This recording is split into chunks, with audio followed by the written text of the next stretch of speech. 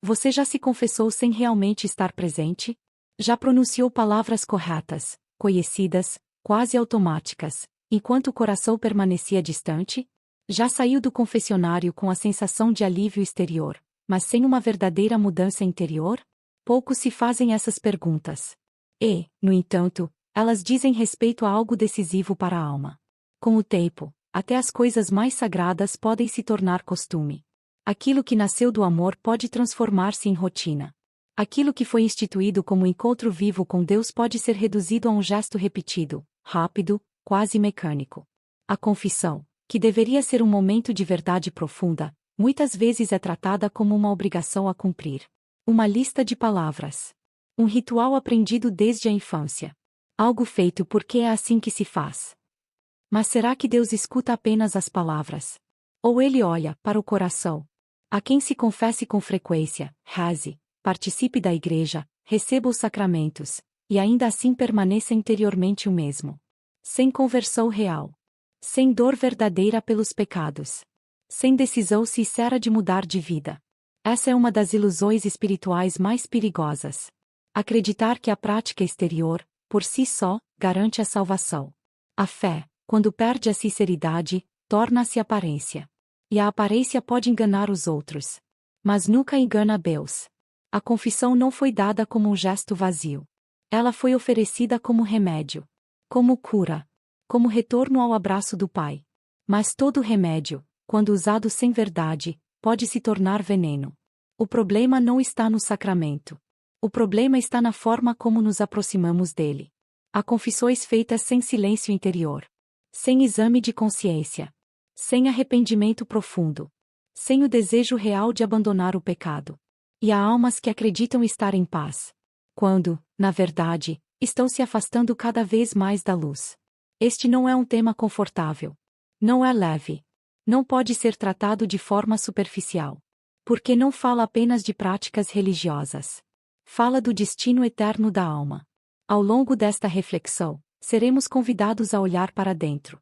Sem máscaras. Sem justificativas. Sem pressa. O que está em jogo não é o medo, mas a verdade. E a verdade, quando finalmente nos alcança, tem o poder de nos salvar, ou de nos despertar antes que seja tarde. Existe uma linha muito sutil entre a confiança na misericórdia de Deus e o abuso dessa misericórdia. Muitos acreditam que, porque Deus perdoa sempre, não é tão grave cair repetidamente nos mesmos pecados. Pensam, depois eu me confesso. Deus entende. Ele é bom, Ele perdoa. E assim, pouco a pouco, algo começa a se deformar dentro da alma. A confissão deixa de ser um encontro. E passa a ser uma estratégia. Não mais um retorno sincero. Mas uma formalidade que tranquiliza a consciência por alguns dias. O pecado continua. A vida não muda. E o coração vai se tornando insensível. O que antes causava dor, agora causa indiferença. O que antes provocava vergonha, agora parece normal. O que antes era combatido, agora é tolerado. Esse é o verdadeiro perigo. Não sentir mais o peso do pecado. Quando não há tristeza verdadeira. Quando não há arrependimento profundo. Quando não existe uma decisão sincera de conversão. A confissão perde sua força transformadora. Por fora, tudo parece correto. As palavras são ditas. O rito é cumprido. A absolvição é ouvida. Mas por dentro, nada aconteceu. Deus não pode curar uma ferida que a pessoa finge não ter. Ele não pode perdoar um pecado do qual não se quer realmente sair. Ele não força a conversão de um coração fechado. A misericórdia divina nunca falha. Mas ela não age onde não é acolhida com verdade. É por isso que transformar a confissão em hábito mecânico é um risco espiritual enorme. Sem perceber, a alma começa a usar o sacramento. Não como caminho de mudança, mas como desculpa para continuar igual. O remédio, que foi dado para salvar, passa a ser usado de forma errada. E aquilo que deveria curar, começa a endurecer ainda mais o coração. Não porque Deus queira punir, mas porque a falta de sinceridade esvazia a graça. A fé, então, se torna fria. A oração, distraída. A consciência, adormecida. E a pessoa continua caminhando, acreditando estar segura, quando na verdade se afasta cada vez mais da luz. É nesse ponto que Deus, por amor, permite que algumas almas vejam a verdade. De forma chocante e inesquecível. Não para condenar, mas para despertar. Foi isso que aconteceu com uma santa, cuja experiência mudou para sempre sua visão da eternidade.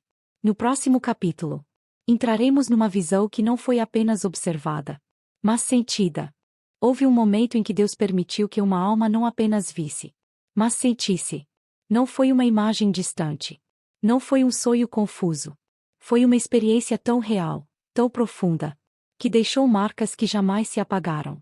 A entrada parecia estreita, apertada, sombria, como um longo corredor cravado no chão. Sem ar, sem espaço, sem saída.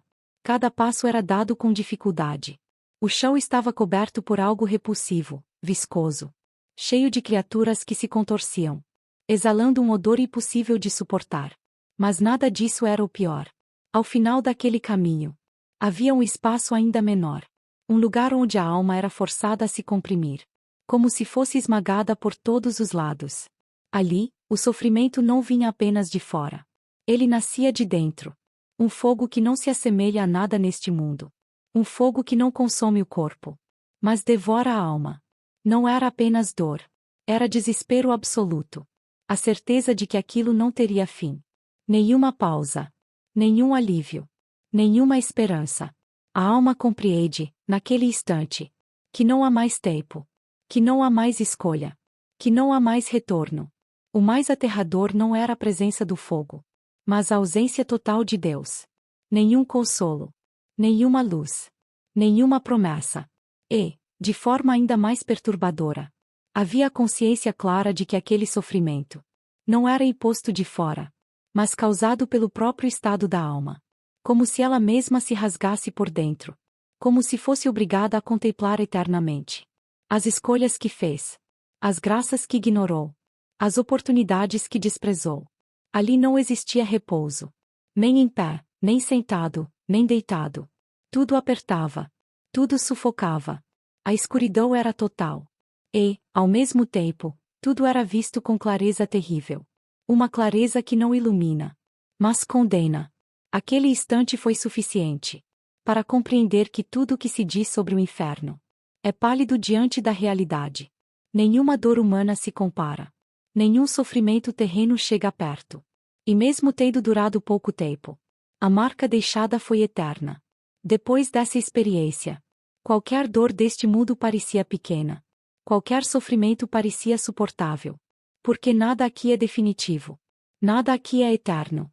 O verdadeiro terror não está no que acaba com a morte, mas no que começa depois dela. E essa visão não foi dada por curiosidade, nem por castigo. Ela foi concedida como um alerta. Porque o que viria a ser revelado a seguir era ainda mais chocante. No próximo capítulo, uma pergunta será feita, e a resposta mudará tudo.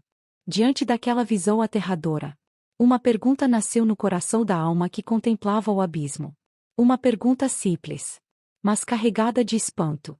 Quem são essas almas? Pois o que se via era incontável. Como flocos de neve caindo no inverno.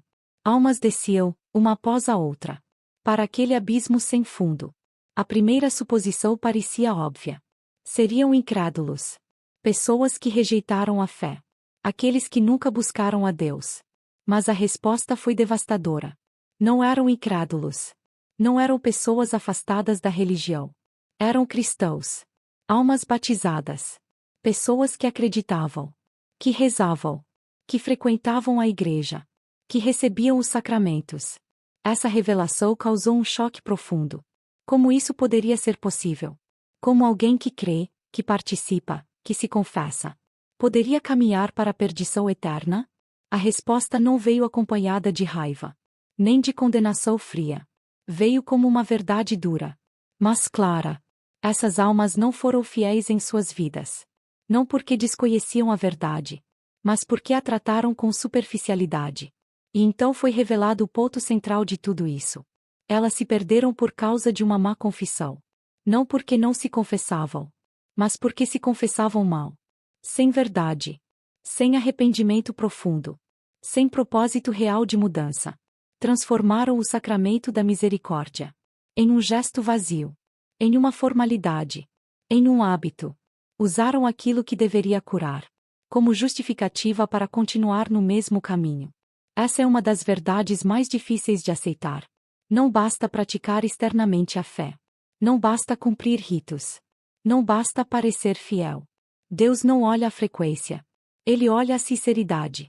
A confissão não foi criada para tranquilizar consciências, mas para converter corações. Quando ela é feita sem dor pelo pecado, sem tristeza verdadeira, sem desejo sincero de abandonar o mal, ela deixa de ser encontro e se torna ilusão. E a ilusão espiritual é uma das armadilhas mais perigosas, porque faz a alma acreditar que está segura, enquanto caminha em direção ao abismo. Essa revelação não foi dada para gerar desespero, mas para despertar, porque enquanto há vida, ainda há escolha, e Deus não deseja a condenação de ninguém. Ele deseja a verdade. No próximo capítulo, veremos o que torna uma confissão verdadeiramente viva, e como a misericórdia pode, de fato, transformar a alma, quando é acolhida com sinceridade. A confissão verdadeira começa muito antes das palavras. Ela nasce no silêncio interior, no momento em que a alma tem coragem de se olhar sem desculpas, sem comparações, sem tentar minimizar aquilo que sabe que fere o amor de Deus. Deus não espera discursos perfeitos. Ele não busca listas bem organizadas. Ele espera um coração quebrantado. Arrependimento não é apenas reconhecer o erro. É sentir dor por ter ferido o amor. É desejar, com sinceridade, não voltar ao mesmo caminho. Uma confissão viva exige verdade. Verdade diante de Deus. E verdade diante de si mesmo. Não se trata de nunca mais cair, mas de não fazer acordos com o pecado. De não entrar no confessionário já decidido a continuar igual. Deus vê quando a alma luta. Ele sustenta quem quer mudar. Ele derrama sua graça sobre quem se abre de verdade. Mas quando não há disposição para a conversão, quando a confissão é feita com frieza, sem exame de consciência, sem propósito de emenda, a graça não encontra espaço para agir. Não porque Deus a recuse, mas porque a alma não a acolhe. A confissão não é um ato automático. Ela é um encontro. Um encontro com um Deus que conhece cada pensamento, cada intenção, cada medo escondido no coração. Não há como enganá-lo. Não há como esconder-se. Por isso, a confissão exige humildade. Exige coragem. Exige verdade. Quando feita assim, ela não oprime, liberta. Não acusa, cura. Não condena, transforma. É nesse momento que a misericórdia revela toda a sua força. Não como permissão para continuar no erro, mas como poder para recomeçar. Deus não pede perfeição. Ele pede sinceridade. Ele não rejeita o pecador arrependido, mas resiste à fé fingida, à religiosidade vazia, à aparência sem vida interior. Cada confissão é uma oportunidade de renascer, mas também é uma escolha. Escolha entre a verdade e a ilusão, entre a conversão e o hábito, entre a vida e o endurecimento do coração. Enquanto estamos neste mundo, essa escolha ainda está aberta. No próximo e último capítulo, seremos convidados a escutar um apelo final. Um chamado à alma que ainda pode decidir para onde deseja caminhar. Enquanto há vida, há tempo. Essa é uma das verdades mais consoladoras. E também mais exigentes. Nada está definitivamente perdido enquanto o coração ainda pode se voltar para Deus. Enquanto a consciência ainda pode despertar. Enquanto a alma ainda é capaz de dizer: Senhor, eu preciso mudar. Deus não se cansa de perdoar. Mas o ser humano pode se cansar de ser verdadeiro. O maior perigo não é cair. É acostumar-se a cair. É chamar de normal aquilo que afasta da luz.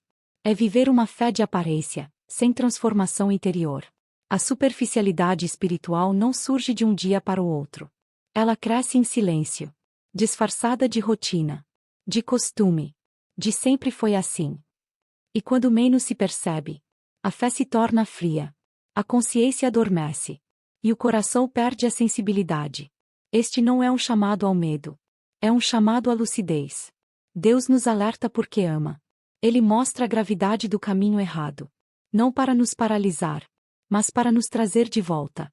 Cada confissão pode ser um reencontro verdadeiro. Cada arrependimento sincero pode abrir novamente a porta da graça. Cada decisão humilde pode mudar o rumo de uma vida inteira. Não amanhã. Não quando for mais fácil. Mas agora.